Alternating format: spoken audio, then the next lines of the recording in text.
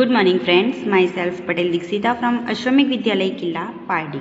Friends, today we are discuss about standard 6 subject science chapter number 14 water. Friends, water is most important for all living organisms. We discuss about water, then how much water do we use and where do we get water from. Then we learn about ocean cover a major part of the earth, and in the last lecture we are discussed about water cycle. So today we are moved to the next topic. It is back to the oceans. So let's start. What happened to the water that rain and snow bring to different regions of earth? Almost all land surfaces are above the level of oceans.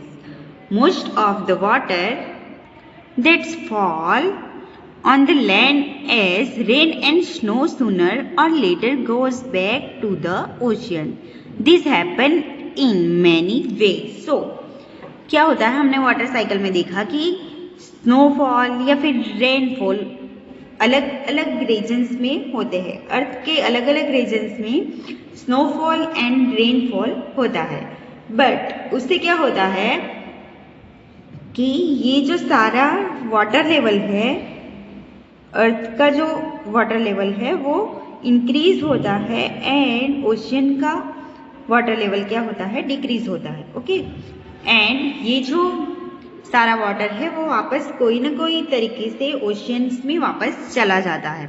Snow in the mountains melts into water. This water flows down the mountains in the from the streams and rivers. Some of the water that falls on land as rain also flows in the form of rivers and streams. So क्या होता है, जब जहाँ जहाँ snow fall होता है, बर्फबारी होती है, तो वहाँ पे क्या होता है, स्नोफॉल की वजह से जो बर्फबारी होती है उससे जो आइस है, स्नो है, वो गर्मी से मेल्ट होता है. ओके, एंड मेल्ट होने की वजह से वो क्या होता है, उसमें से वाटर बनता है एंड देन वो वाटर माउंटेन से स्ट्रीम या फिर as a stream and as a rivers कहाँ चला जाता है, वापस ओशियन में चला जाता है. एंड जो रेनफॉल होता है वो भी रिवर्स से कहाँ चला जाता है या फिर स्ट्रीम से वापस ओशियन में चला जाता है. Most of rivers cover long distance on land and ultimately fall into a sea or an ocean. However, water of some rivers flow into lakes. So, कहीं पे क्या होता है कि रिवर्स को लॉन्ग डिस्टेंस कवर करना पड़ता है सी या फिर ओशियन तक जाने के लिए. Okay, like in India, Madhya Pradesh या फिर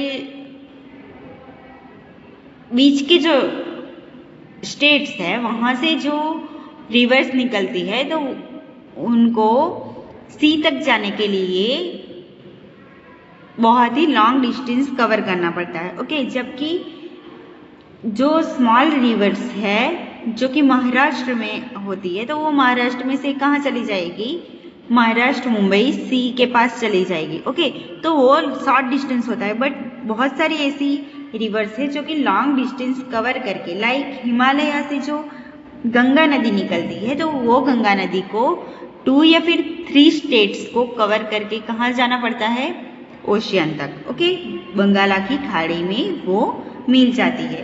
तो इसी तरह से बहुत सारे रिवर्स है जो कि लॉन्ग डिस्टेंस पार करके तय करके वहाँ तक जाती है. Look at here, it is rain water flows down in the form of streams and reverse. So stream and river से जो रेन वाटर है या फिर स्नोफॉल से वाटर होता रिलीज होता है तो वो सी तक चला जाता है. The rainfall water also fill up the lakes and Pond's.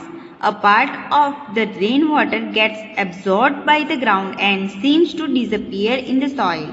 Some of this water is brought back to the air by the process of evaporation and transpiration.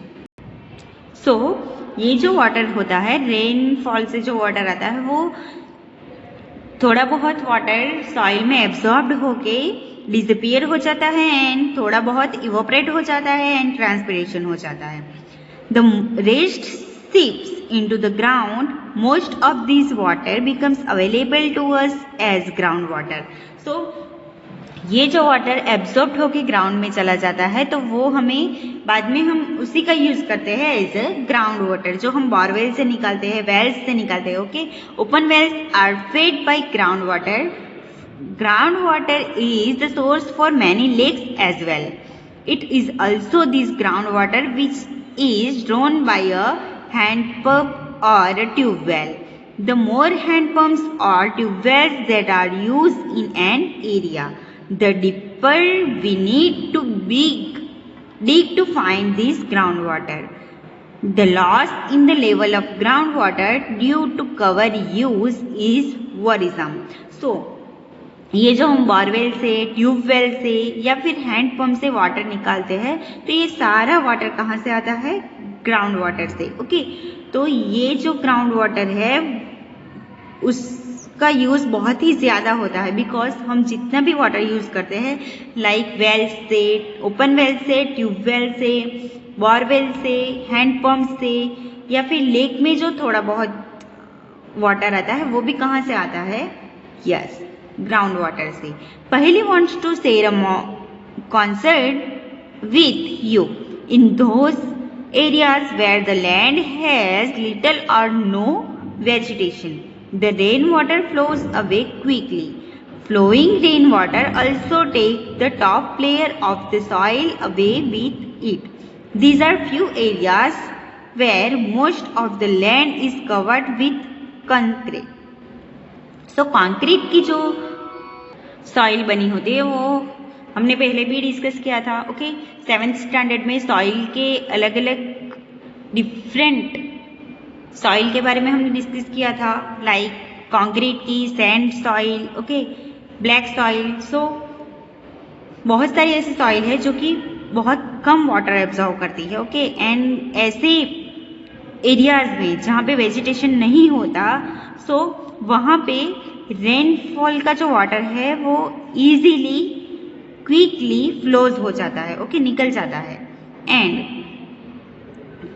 ये जो वाटर होता है वो कंक्रीट जैसे कंक्रीट से वो कवर्ड होता है. ये लैंड कंक्रीट से कवर होती है जिससे कि वो ज़्यादा वाटर एब्जॉर्ब नहीं कर पाती. This reduce the seepage of rain water into the ground which ultimately affect the availability of groundwater.